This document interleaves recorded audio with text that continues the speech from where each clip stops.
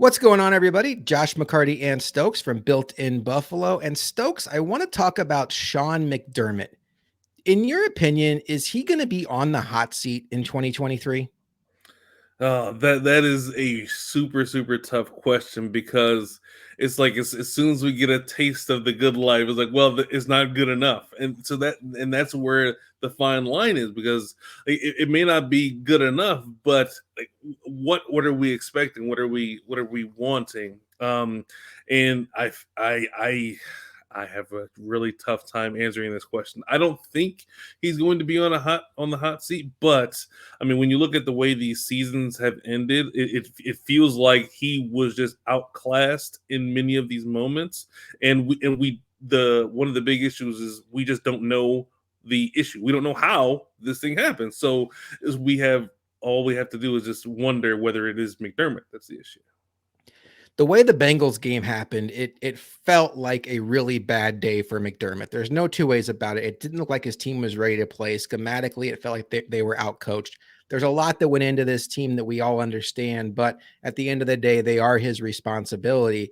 And you do bring up a good point. There was the collapse in Houston in 2019. That was the wimpy kicks in the AFC Championship game in Kansas City in 2020. And then obviously the debacle that was the 13-second situation in Arrowhead 2 seasons ago, and then whatever happened against Cincinnati.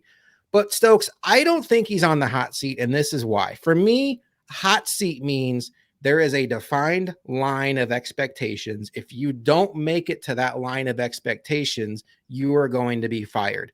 I don't think we're there with Sean McDermott because I think the expectations for this team really are Super Bowl or bust. There's really no scenario for these 2023 Buffalo Bills where they're going to be happy with any result other than the Super Bowl. And I don't think that's where McDermott's line is. Is there a scenario where McDermott could be fired after 2023? Absolutely. But I don't think it's the line of Super Bowl or bust. I think it could be if the Bills just randomly go 6-11 and it looks like he's lost his team.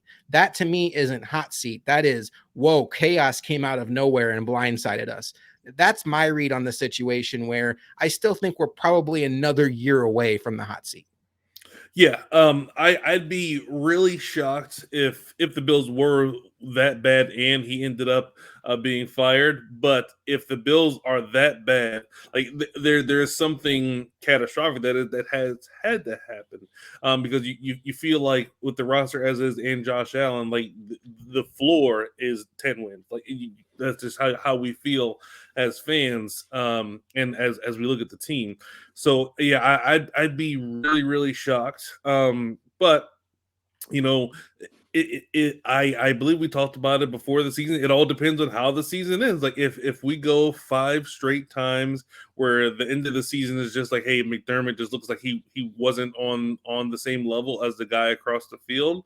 Like, I can understand why the questions would be asked, but if we lose in the playoffs again, I mean, it feels like, how can you get rid of the person that you're in these further weeks of the season with this guy, and do you think that there's going to be this magical coach is going to come along and take you over the top, or is it this guy who got you through the drought, and that drought bought him a lot of cachet, I feel. And I understand the argument for him being on the hot seat. I am on the other side of it, but I do understand where folks are coming from, where they think that he should be on the hot seat. And some people think he should have actually been gone this offseason. Again, that feels forced to me, but I understand it. And one of the things people will point to is of the final 8 coaches standing, McDermott was the only defensive minded head coach left. The rest were offensive. The league's team seems to be trending toward offense. And one benefit of that is if your head coach is also your quote unquote offensive coordinator or offensive mastermind, then there is no risk of losing the offensive continuity every couple of years when your coordinator gets hired away like Brian Daboll did. And then you're constantly playing musical chairs with offensive coordinators. I understand all of that. But Stokes, I did some digging on Sean McDermott just to really get a feel on this. I went into this with an open mind, trying to see both sides. And what I came out with is Sean McDermott is off to a historic start to his career. He doesn't have a Super Bowl win, but as far as consistency and making the playoffs, he is as good as there has been in the first 6 years in his career as any coach in NFL history. I want to run a couple numbers by you and just get your reaction if you have not seen this yet. First of all, Sean McDermott's career winning percentage, 63.9%. He is 21st all time in the entire history of the NFL. He is sandwiched between Andy Reid at 20th and Mike Tomlin at 22nd. Your reaction? That's not. I would have guessed that Mike Tomlin had a better winning percentage than. That's interesting. Like because Mike Tomlin, he hasn't had a losing season in his. So I mean, that's really. I mean, McDermott is he's really good. It's unfortunate because we have the aspirations of the Super Bowl that it's like, oh, this is a massive disappointment if it doesn't happen, and that taints our view a little bit.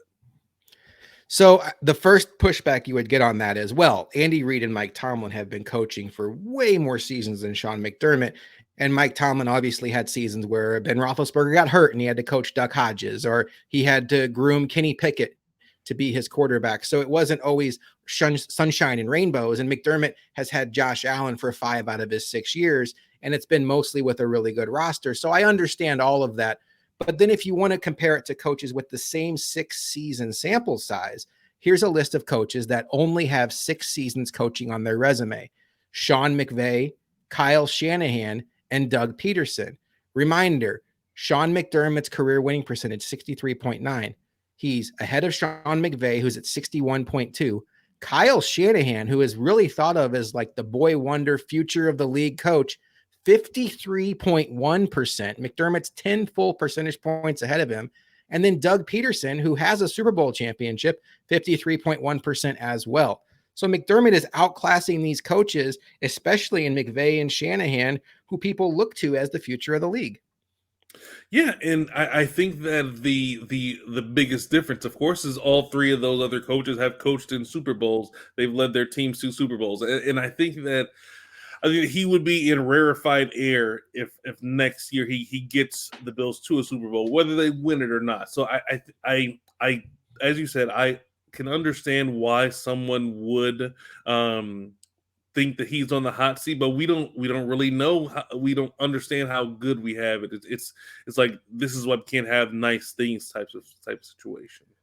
One last thing on Sean McDermott to put it in perspective. In the history of the NFL, of every coach in the history of the league that had 6 seasons exactly on their resume, Sean McDermott has the most playoff appearances. He has 5. 4 others are tied at second place with 4 apiece: Mike Martz, Sean McVay, Mike Sherman, and Doug Peterson. Some more context. McDermott's made the playoffs 5 times in 6 seasons. Marv Levy made the playoffs 8 times in 17 seasons. Dick Vermeil made the playoffs 6 times in 15 seasons. Same ratio for John Gruden. Dick Vermeil and John Gruden both won Super Bowl. So it's perspective. Stokes, we understand where this conversation will go. It don't mean a thing if you don't have the ring, if you ain't got the ring, however you want to say it. McDermott has to deliver in January. But I think what gets lost in a lot of the January frustration is a huge piece to the championship puzzle, Stokes, of winning the playoffs is making the playoffs. And McDermott does that at almost a historic rate. Yeah, and that's one of the biggest things. He's a great leader of men. He can keep them even keeled, even after bad games. Like sometimes we go through lulls in the season, but oftentimes the Bills they get themselves rounded back into shape right around playoff time, and then we're in the playoffs. I mean, I think that we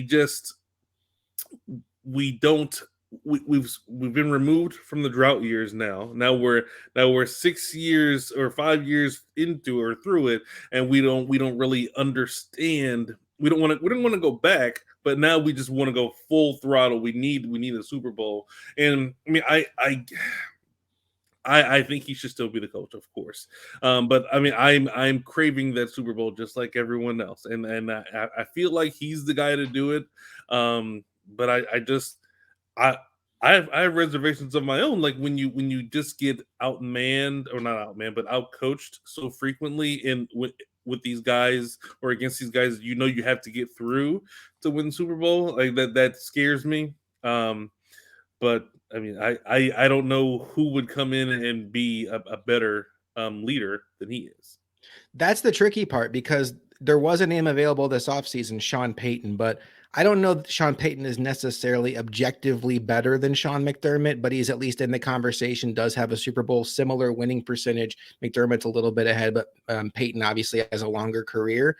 But those guys don't grow on trees. And I think there is the fear of the grass is always greener until you get to the other side and realize it's not. But I understand the concerns.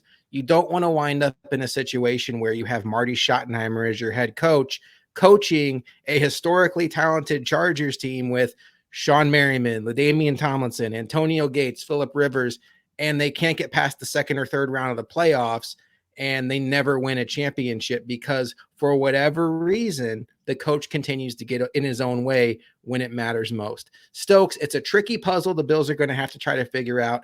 I don't get the sense with the topic of this video down there that McDermott is on the hot seat, but I do agree with you that if another disappointing playoff ending happens for the Buffalo Bills next year, that the heat's going to be turned up a little bit because Josh Allen only comes along once in your lifetime, and they have him in-house right now, and you have to start collecting team hardware when you get a franchise quarterback that falls into your lap. We've let you know what we think. Let us know what you think in the comments. Should McDermott be on the hot seat? Are you wanting the Bills to make a coaching change? Or is all this talk about replacing McDermott silly and premature? And as Stokes says, we can't have nice things. Please, please, please do not forget to like, comment, and subscribe. It helps us out so much with these videos. And we will see you next time on Built in Buffalo Quick Hits.